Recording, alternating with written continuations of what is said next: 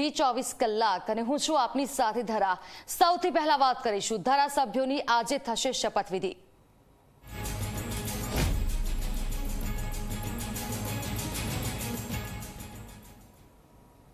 તો આજે ગુજરાતમાં નવા ધારાસભ્યોની શપથવિધિ। 5 નવા ચૂંટાયેલા ધારાસભ્યો આજે લેશે શપથ। વિધાનસભા અધ્યક્ષ શંકર ચૌધરી શપથ લેવડાવશે।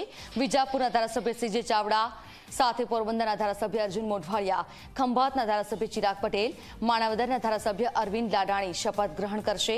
તો વાઘોડિયાના ધારાસભ્ય ધર્મેન્દ્રસિંહ વાઘેલા પણ લેશે શપથ। મહત્વનું છે કે વિધાનસભાની ચૂંટણીમાં ભાજપે 156 બેઠકો જીતી હતી। જો કે કોંગ્રેસના 4 અને 1 અપક્ષના ધારાસભ્ય રાજીનામું આપીને ભાજપમાં જોડાયા હતા। ત્યારે તે જગ્યા ખાલી પડતા પેટા ચૂંટણી યોજાઈ, જેમાં તમામ ધારાસભ્યોએ ચૂંટણી જીતતા ભાજપની બેઠકનો સરવાળો હવે 161 થઈ ગયો છે।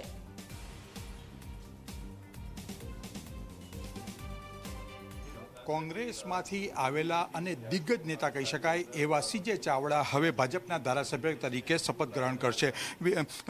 સીજે ચાવડાજી, જે પ્રકારે હવે નવી ઇનિંગ્સનો પ્રારંભ ધારાસભ્ય ભાજપના થઈ રહ્યો છે, કેવી રીતે તમારી પ્રાયોરિટી શું?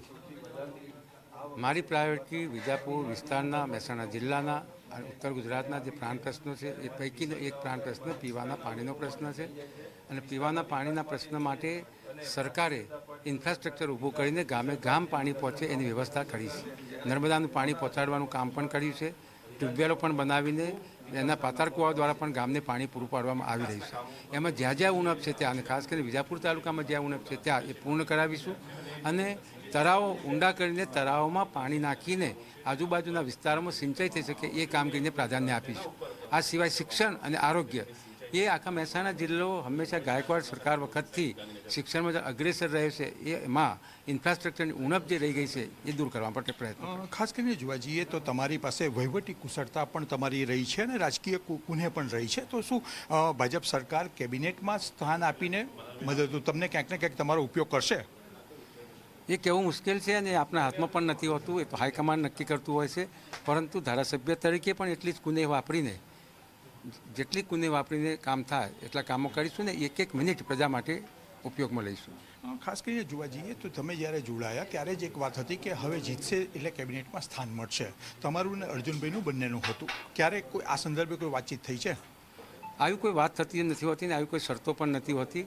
પરંતુ જ્યારે પ્રજાના કામો વધુ વિશેષથી થઈ શકે, પ્રજાના કામો પ્રત્યે વધારે ધ્યાન આપી શકાય, અને ભવિષ્ય જ્યારે કોંગ્રેસનું દેખાતું નહોતું અને ભારતીય જનતા પક્ષ અને એની સરકાર પાછલા 30 વર્ષથી ગુજરાતમાં અને દેશમાં જે કામગીરી કરી રહી છે એને અનુરૂપ આપણા વિસ્તાર વંચિત ન રહી જાય એના માટે ખાસ કરીને ભારતીય જનતા પક્ષમાં જોડાયો અને આજે ધારાસભ્ય તરીકે શપથ લેવા જઈ રહ્યો છું। ખાસ કરીને કોંગ્રેસની સ્થિતિ નથી, પણ હવે આ વખતે 99 બેઠકો કોંગ્રેસને મળી છે। ફરી પાછી લોકસભામાં પુનઃજીવિત કોંગ્રેસ થઈ છે, તમને શું લાગે છે?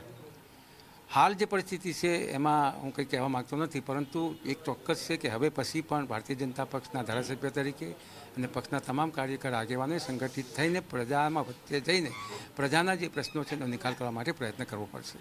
સીજી, ખાસ કરીને જોઈએ છીએ તમે કોંગ્રેસમાંથી આવ્યા છો, શું તમને લાગે છે કે હજુ પણ કોંગ્રેસમાંથી ભાજપમાં લોકોએ આવવું જોઈએ? આવવું જોઈએ એ મારો પ્રશ્ન નથી, જેને લાગે એ આવે છે અને ભારતીય જનતા પક્ષે એના દ્વાર હંમેશા ખુલ્લા રાખ્યા છે। લોકશાહીમાં કોઈ પણ વ્યક્તિને કોઈ પણ પક્ષના માધ્યમ દ્વારા સેવા કરવી હોય એને કોઈ અટકાવી શકે નહીં, અને જે પક્ષ વધુ સારું સેવા કરતો એવું લાગે ત્યાં હંમેશા દોટ રહેતી હોય છે। એક છેલ્લો સવાલ, માની લો કે મંત્રીમંડળમાં સ્થાન આપે છે તો કયો પોર્ટફોલિયો તમને સૌથી વધારે ગમશે? એવું પોર્ટફોલિયો કોઈ પણ પ્રજાના હિતને લગતું કોઈ પણ પોર્ટફોલિયો બહુ અગત્યનો પ્રશ્ન હોય છે, કારણ કે ઘણી વખત એવું લાગે કે આ પ્રશ્ન ખૂબ નાનો છે, આ પોર્ટફોલિયો ખૂબ નાનો છે, પણ પ્રજા માટે જીવનનો પ્રશ્ન હોય છે। દાખલા તરીકે એક ઘર બનાવવું એ પ્રજાને આખી જિંદગીની કમાણીમાં ઘર બનાવી ન શકતો હોય, પણ સરકાર જો એને બનાવી આપે તો બહુ વિશેષ કામગીરી થતી હોય છે। તો કોઈ પણ પોર્ટફોલિયો આપવામાં આવે એ તમામ પોર્ટફોલિયાનું ઇક્વલ, ગાર્ડનમાં બગીચાના તમામ પુષ્પોનું સરખું જ મહત્ત્વ છે। કોઈ ગુલાબ છે, કોઈ કમળ છે, કોઈ ધતુરો છે, કોઈ આંકડો છે તો આંકડો પણ હનુમાનજીને ચડે છે, ધતુરો તો શંકર ભગવાનને ચડે છે, કમળ લક્ષ્મીજીને ચડે છે। દરેક પુષ્પનું મહત્ત્વ છે, એમ દરેક પોર્ટફોલિયાનું મહત્ત્વ છે। આભાર। દરેક પોર્ટફોલિયોનું મહત્ત્વ છે, એટલે કોઈ પણ પોર્ટફોલિયો આપશે તેવો એક બગીચામાં જે પોર્ટફોલિયો છે એ પ્રકારે સજાવશે। એટલે ક્યાંક ને ક્યાંક જોવા જઈએ તો સીજે ચાવડાએ સ્પષ્ટ દિશા નિર્દેશ આપ્યા છે કે તેઓને કોઈ પણ પોર્ટફોલિયો આપશે તેઓ સ્વીકારશે અને ક્યાંક ને ક્યાંક મંત્રી તરીકે પણ ફરજ બજાવવા તેઓ તૈયાર છે। કેમેરામેન રમેશ ટોડિયા સાથે હિતલ પારેખ, જી મીડિયા, ગાંધીનગર। વાઘોડિયાના પૂર્વ અપક્ષના ધારાસભ્ય કે જેમને ભારતીય જનતા પાર્ટી જોઈન કરીને ભારતીય જનતા પાર્ટીમાં જંગી બહુમતી જીત્યા બાદ તેઓ ધારાસભ્ય પદના શપથ લેવાના છે. વાત કરીશું ધર્મેન્દ્રસિંહ સાથે. ધર્મેન્દ્રસિંહ, એકવાર પ્રજાએ અપક્ષ તરીકે ચૂંટણી મોકલ્યા, ફરીવાર ભાજપ તરીકે ચૂંટણી મોકલ્યા. આ અમારા વાઘોડિયા વિધાનસભાના તમામ મતદારોની જીત છે અને આપણા દેશના ગુજરાતના પનોતા પુત્ર માનનીય નરેન્દ્ર મોદી સાહેબ અને અમિત શાહ સાહેબની અને ભૂપેન્દ્ર પટેલ સાહેબની જે વિકાસની ગાથાના પણ મત છે. એટલે હું આપના માધ્યમથી અમારા તમામ નેતાઓનો હૃદયથી આભાર માનું છું. ધર્મેન્દ્રસિંહ, ધારાસભ્ય થઈ ગયા તો સત્તાવાળા ધારાસભ્યના શપથે લેવાઈ જશે. શું પ્રાયોરિટી રહેશે વાઘોડિયા માટે? મારી વાઘોડિયાની જનતા માટે વાઘોડિયા વિધાનસભાને એજ્યુકેશનનું હબ બનાવવું એ મારી પ્રાથમિકતા છે. મારા યુવાનોને સારું એજ્યુકેશન મળે અને સારી એજ્યુકેશનના માધ્યમથી અમારા વાઘોડિયાનો યુવાન બેરોજગાર ના રહે, એને રોજગારી મળી રહે, એની અમારી પ્રાથમિકતા છે. વિધાનસભાની ચૂંટણીમાં ક્ષત્રિય ઉમેદવાર અને ગુજરાતમાં ક્ષત્રિય આંદોલન કેવો રહ્યો? ખરેખર તો એવું છે કે ક્ષત્રિય આંદોલન મારી વિધાનસભાની અંદર તમામ ક્ષત્રિયોએ મને ખૂબ મદદ કરી છે. મારી વિધાનસભામાં કોઈ પણ પ્રકારનું ક્ષત્રિય આંદોલનની કોઈ અસર નથી. આપે જોયું હશે કે 83,000ની લીડથી મને જીત્યો હોય ત્યારે આ સીટ ઉપર કોઈ ક્ષત્રિય આંદોલનની બિલકુલ અસર નથી. ક્ષત્રિય સમાજ જોડે રહી અને ભવ્ય મતોથી એમને પણ મને વિજય બનાવ્યો છે, એટલે એમનો પણ હું હૃદયથી આભાર માનું છું. ધર્મેન્દ્રસિંહ, છેલ્લો સવાલ. અત્યાર સુધી જોયું કે જેટલા પણ નેતાઓ કોંગ્રેસ પક્ષ હોય અથવા તો બીજા પક્ષમાં હોય, પક્ષ પલટો કરીને ભારતીય જનતા પાર્ટીમાં જોડાયા હોય, એ થોડા સમય બાદ સીધા મંત્રીમાં પદ તરીકેના શપથ લેતા હોય. શું અમે ધર્મેન્દ્રસિંહ વાઘેલાને ભવિષ્યમાં મંત્રી તરીકે જોઈ શકું છું ખરા? મેં કોઈ પણ જાતની કોઈ સત્તા માટે થઈને રાજીનામું આપ્યું નથી. મેં મારા વિસ્તારના વધારે વિકાસ થાય, ડબલ એન્જિનની સરકારમાં ડબલ ગતિથી વિકાસ થાય એટલા માટે થઈને રાજીનામું આપ્યું છે. અને એ તો પાર્ટીનો નિર્ણય અને હોય છે, એમાં ક્યાંય મારી કોઈ આશા કે કોઈ જાતની